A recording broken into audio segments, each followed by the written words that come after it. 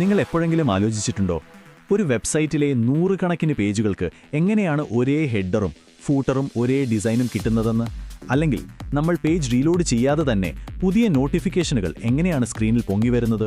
ഇന്ന് നമ്മൾ ഒരു വെബ് ആപ്ലിക്കേഷന്റെ ഉള്ളിലേക്ക് കടന്നു ചെല്ലുകയാണ്. അതിന്റെ ഘടന, സ്റ്റൈൽ, ഇന്ററാക്ടിവിറ്റി ഇതെല്ലാം എങ്ങനെയാണ് ഒരുമിച്ച് പ്രവർത്തിക്കുന്നതെന്ന് നമുക്ക് നോക്കാം. അപ്പോൾ ഇതാണ് നമ്മുടെ ഇന്നത്തെ യാത്രയുടെ റൂട്ട് മാപ്പ്. ആദ്യം നമ്മൾ വെബ് പേജുകളുടെ അടിസ്ഥാന ഘടനയെക്കുറിച്ച് സംസാരിക്കും. പിന്നീട് CSS വെച്ച് അതിനെ എങ്ങനെ മനോഹരമാക്കാമെന്നും ജാവാസ്ക്രിപ്റ്റ് വെച്ച് അതിനെങ്ങനെ ജീവൻ കൊടുക്കാമെന്നും നോക്കാം. പിന്നെ നോട്ടിഫിക്കേഷനുകൾ പോലുള്ള ഡൈനാമിക് ഫീച്ചറുകൾ എങ്ങനെയാണ് പ്രവർത്തിക്കുന്നത് എന്നും അവസാനം ഇതെല്ലാം കൂടി ചേർന്ന് എങ്ങനെ ഒരു മികച്ച യൂസർ എക്സ്പീരിയൻസ് ഉണ്ടാക്കുന്നു എന്നും നമ്മൾ മനസ്സിലാക്കും. അപ്പോൾ നമുക്ക് തുടങ്ങിയാലോ? ഓക്കെ, ആദ്യം നമുക്ക് ഫൗണ്ടേഷൻ ശരിയാക്കാം. ഒരേപോലെയുള്ള ഹെഡറും ഫൂട്ടറുമുള്ള നൂറുകണക്കിന് പേജുകൾ ഉണ്ടാക്കണം എന്ന് വെക്കുക.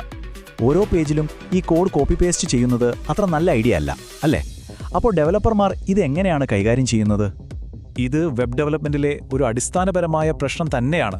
പക്ഷേ ഇതിൻ്റെ ഉത്തരം കൂടുതൽ ജോലി ചെയ്യുന്നതിലല്ല, മറിച്ച് സ്മാർട്ടായി ജോലി ചെയ്യുന്നതിലാണ്. അതായത് പുനരുപയോഗിക്കാൻ കഴിയുന്ന രീതിയിൽ കോഡ് എഴുതുന്നതിൽ. ഇതിനുള്ള പരിഹാരം PHPയിലെ ഈ ഒരൊറ്റ ലൈൻ കോഡിലാണ്. index.php പോലുള്ള ഫയലുകളിൽ ഈ ലൈൻ ചേർക്കുമ്പോൾ ഹെഡർ ഫയലിനെ പേജിന്റെ മുകളിലേക്കങ്ങ് കൊണ്ടുവരും. അതോടെ എല്ലാ പേജിലും ഒരേ നാവിഗേഷൻ മെനു, ഒരേ ഡിസൈൻ, എല്ലാം സെറ്റ്. ഇനി പേജിന്റെ ഏറ്റവും താഴേക്ക് നോക്കൂ. കണ്ടോ, ഫൂട്ടറിനും അതേ ടെക്നിക്ക് തന്നെ. ഇതിനെ ഞാനൊരു പേജ് സാൻഡ്വിച്ച് എന്ന് പറയാനാണ് ഇഷ്ടപ്പെടുന്നത്. മുകളിലും താഴെയും ബ്രെഡ് കഷ്ണം പോലെ ഹെഡറും ഫൂട്ടറും, അതിൻ്റെ നടുക്ക് ആ പേജിന്റെ മാത്രം ഉള്ളടക്കവും.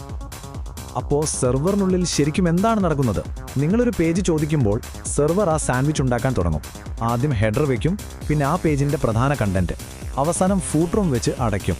എന്നിട്ട് ഇവയെല്ലാം ചേർന്ന ആ ഒരു മുഴുവനായ HTML ഫയൽ നിങ്ങളുടെ ബ്രൗസറിൽ അയച്ചു തരും. വളരെ സിമ്പിളായി പറഞ്ഞാൽ ഈ ഇൻക്ലൂഡ് കമാൻഡാണ് മോഡുലാരിറ്റിയുടെ, അതായത് ഘടകങ്ങളായി തിരിച്ച് കോഡ് എഴുതുന്നതിൻ്റെ താക്കോൽ. ഇത് വെച്ച് നമുക്ക് നമ്മുടെ കണ്ടന്റിന് വേണ്ടി ഒരു പൊതുവായ ചട്ടക്കൂട് അല്ലെങ്കിൽ ഒരു ഷെൽ ഉണ്ടാക്കിയെടുക്കാം. നമ്മുടെ ഈ പ്രോജക്റ്റിൽ header.php എന്ന ഫയലിലാണ് ടോപ്പ് ബാർ, നാവിഗേഷൻ മെനു, പിന്നെ പ്രധാനപ്പെട്ട ജാവാസ്ക്രിപ്റ്റ് കോഡുകളൊക്കെ ഉള്ളത്. അതുപോലെ footer.php എന്ന ഫയൽ HTML ടാഗുകൾ ഭംഗിയായി ക്ലോസ് ചെയ്യുന്നു. ഈ രണ്ട് ഫയലുകളും സൈറ്റിലെ എല്ലാ പേജിലും നമ്മൾ ഉൾപ്പെടുത്തും. അതോടെ എല്ലാ പേജിനും ഒരേ ഘടന കിട്ടും. ഓക്കെ, അപ്പോൾ നമ്മുടെ പേജിന് ഇപ്പോൾ ഒരു ഘടനയൊക്കെയായി. പക്ഷെ കാണാനൊരു ഭംഗിയില്ല, അല്ലേ? സൈറ്റിലെ എല്ലാ പേജുകൾക്കും ഒരേപോലത്തെ നല്ല സ്റ്റൈൽ ആൻഡ് ലുക്ക് എങ്ങനെ കൊടുക്കും?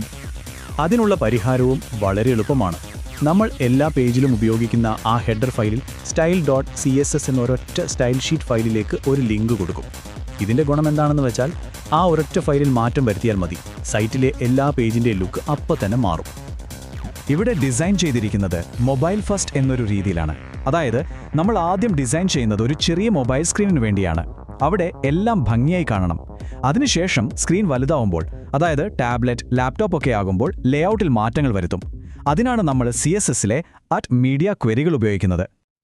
ഈ ആശയം എത്ര ലളിതമായാണ് CSS കൈകാര്യം ചെയ്യുന്നതെന്ന് നോക്കൂ. style.cssലെ ഈ കോഡ് ബ്രൗസറിനോട് പറയുകയാണ്, ഹേ, സ്ക്രീനിന്റെ വീതി 600 പിക്സലിൽ കുറവാണെങ്കിൽ വലിയ ഡെസ്ക്ടോപ്പ് മെനു കാണിക്കരുത്, പകരം ആ 3 വരകളുള്ള ഹാംബർഗർ ഐക്കൺ കാണിച്ചാൽ മതി. സിമ്പിൾ. മോഡേൺ CSSന്റെ ഒരു പ്രധാന കഴിവിതാണ്. കണ്ടോ, നിറങ്ങൾക്കൊക്കെ -BG, -ആക്സെന്റ് എന്നൊക്കെ പറഞ്ഞ് ഓരോ പേരുകൾ കൊടുക്കാം. ഇതിനെ വേരിയബിൾസ് എന്ന് പറയും. അപ്പോൾ -ആക്സെന്റ് എന്ന വേരിയബിളിന്റെ നിറം ഒരിടത്ത് മാറ്റിയാൽ മതി, സൈറ്റിലെ എല്ലാ ബട്ടണുകളുടെയും ലിങ്കുകളുടെയും നിറം ഒറ്റയടിക്ക് മാറും. അപ്പോൾ നമ്മുടെ പേജിന് ഇപ്പോൾ ഒരു ഘടനയുണ്ട്, കാണാൻ ഭംഗിയുമുണ്ട്. പക്ഷേ ഇതൊരു സ്റ്റാറ്റിക് പേജാണ്, ഒരു ഫോട്ടോ പോലെ. യൂസറിനെ ക്ലിക്ക് ചെയ്യാനും മറ്റും പറ്റുന്ന ഒരു ഇൻട്രാക്റ്റീവ് എക്സ്പീരിയൻസ് ആയിട്ട് ഇതിനെ എങ്ങനെ മാറ്റിയെടുക്കും? നമുക്ക് മൊബൈലിലെ ആ ഹാംബർഗർ മെനുവിൻ്റെ കാര്യമെടുക്കാം. ഈ കാണുന്ന ചെറിയൊരു ജാവാസ്ക്രിപ്റ്റ് ഫംഗ്ഷനാണ് അതിൻ്റെ പിന്നിലെ ബ്രെയിൻ. ടോഗിൾ മൊബൈൽ മെനു എന്നു പേരുള്ള ഈ ഫംഗ്ഷന്റെ ജോലിയാണ് ആ മെനുവിനെ കാണിക്കുന്നതും മറയ്ക്കുന്നതും. ഒരു യൂസർ ഈ ഡിവിൽ ക്ലിക്ക് ചെയ്യുമ്പോൾ ആ ഓൺ ക്ലിക്ക് ആട്രിബ്യൂട്ട് നമ്മൾ നേരത്തെ കണ്ട ജാവാസ്ക്രിപ്റ്റ് ഫംഗ്ഷനെ വിളിക്കും. അത്രയുള്ളൂ. ഇവിടെയാണ് ജാവാസ്ക്രിപ്റ്റും CSSും ഒരുമിച്ച് പ്രവർത്തിക്കുന്നത്. ജാവാസ്ക്രിപ്റ്റിന്റെ ജോലി എന്താ? ക്ലിക്ക് ചെയ്യുമ്പോൾ ആക്റ്റീവ് എന്നൊരു ക്ലാസ് അങ്ങ് ചേർത്ത് കൊടുക്കുക. ആ ക്ലാസ് കണ്ടാലുടൻ CSS അതിന്റെ പണി തുടങ്ങും. അത് ആനിമേഷനൊക്കെ കൊടുത്ത് ഹാംബർഗർ ഐക്കണിനെ ഒരു X രൂപത്തിലേക്ക് മാറ്റും, ഒരു ടീം വർക്ക് പോലെ. അപ്പോൾ ഇതിൻ്റെ ഒരു ഫ്ലോ എങ്ങനെയാണെന്ന് നോക്കാം. നിങ്ങൾ ഐക്കണിൽ ക്ലിക്ക് ചെയ്യുന്നു, അപ്പോൾ തന്നെ ജാവാസ്ക്രിപ്റ്റ് ഫംഗ്ഷൻ ഓടുന്നു, അത് മെനുവിന് ആക്റ്റീവ് എന്നൊരു പേര് കൊടുക്കുന്നു. ഇനി ആക്റ്റീവ് എന്ന പേരുള്ള മെനുവിനെ കാണിക്കണമെന്ന് CSSൽ നമ്മൾ ഓൾറെഡി എഴുതി വെച്ചിട്ടുണ്ട്. അങ്ങനെ മെനു സ്ക്രീനിൽ പ്രത്യക്ഷപ്പെടുന്നു. കണ്ടില്ലേ, PHP, CSS, ജാവാസ്ക്രിപ്റ്റ് ഈ 3 പേരും ഒരുമിച്ച് പ്രവർത്തിക്കുന്നത്. ഇനി കുറച്ചുകൂടി അഡ്വാൻസ്ഡായ രസകരമായൊരു കാര്യത്തിലേക്ക് പോകാം. നമ്മളൊരു വെബ്സൈറ്റ് നോക്കിക്കൊണ്ടിരിക്കുമ്പോൾ പേജ് റീഫ്രഷ് ചെയ്യാതെ തന്നെ പുതിയ നോട്ടിഫിക്കേഷൻ വരുന്നത് കണ്ടിട്ടില്ലേ? അതെങ്ങനെയാണ് സംഭവിക്കുന്നത്? ആ ടെക്നിക്കിന്റെ പേരാണ് ഏജാക്സ് പൂളിംഗ്.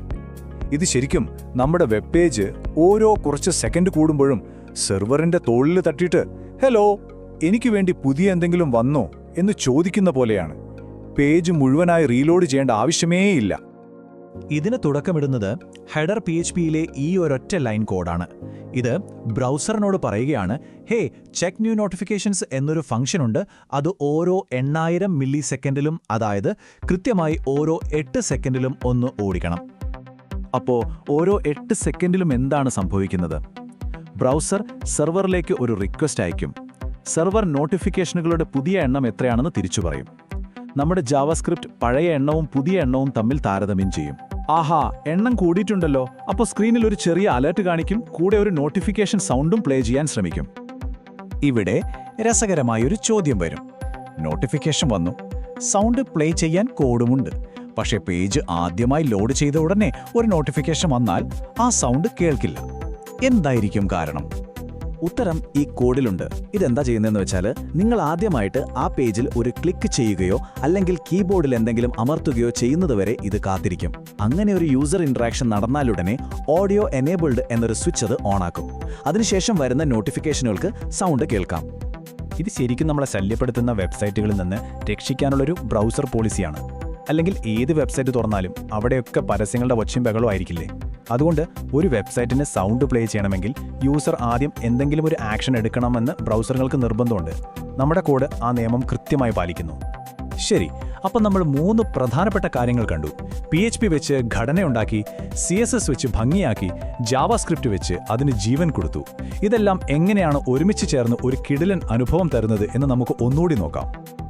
ഈ ടേബിൾ നോക്കിയാൽ സംഭവം വളരെ ക്ലിയർ ആകും. PHP വെച്ച് നമ്മളൊരു ചട്ടക്കൂട് ഉണ്ടാക്കുന്നു, CSS ഉപയോഗിച്ച് അതിന് നിറവും ഭംഗിയും കൊടുക്കുന്നു, പിന്നെ ജാവാസ്ക്രിപ്റ്റ് ഉപയോഗിച്ച് അതിന് ജീവൻ കൊടുക്കുന്നു. നമ്മൾ കണ്ട മൊബൈൽ മെനുവും നോട്ടിഫിക്കേഷനും ഒക്കെ പോലെ.